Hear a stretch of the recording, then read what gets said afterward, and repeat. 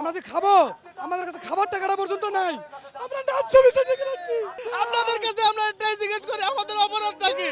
আমরা মালয়েশিয়া যাওয়ার জন্য টাকা দিছি, আমরা কোনো কিছু করার জন্য টাকা দিই, আমাদের মালয়েশিয়া পাঠাই দেন। আমাদের আর কোনো দাবি নাই। সকালে রাজধানীর কারওয়ান বাজার মোড়ে অবস্থান নেন মালয়েশিয়ায় যেতে না পারা কর্মীরা। বিক্ষোভকারীরা জানান, গেল বছর কাজের সুযোগ পেলেও মালয়েশিয়ায় যেতে পারেননি প্রায় 18,000 কর্মী। 2024 সালের 31 মে পর্যন্ত 101টি রিক্রুটিং এজেন্সির মাধ্যমে 4.5 লাখ কর্মী যাওয়ার কথা ছিল। তবে টিকিট জটিলতায় যেতে না পারায় তারা এই বিক্ষোভে নামেন। রিক্রুটিং এজেন্সিগুলো তাদের টাকা ও পাসপোর্ট ফেরত দিচ্ছে না অভিযোগ করে সংকট নিরসনে সরকারের সহায়তা চান ভুক্তভোগীরা। দ্রুত সময়ের মধ্যে মালয়েশিয়া পাঠানোর দাবি জানান তারা।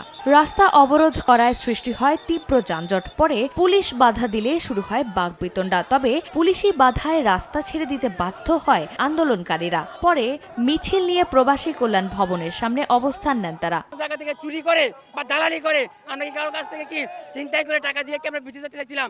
আমাদের রক্ত গড়া ঘাম জড়িয়ে দিয়ে সেই টাকা অর্জন করে আমরা বিদেশে যেতে চাইছিলাম। সরকার আমাদেরকে ঘুরাইতেছে, কিন্তু যারা সিন্ডিকেট করছে তাদেরকে দায়িত্ব পারছে না। তারা তো দেশেই আছে, আমাদের তাদেরকেও দিচ্ছে না, আমাদেরকেও ফাটাতেছে না।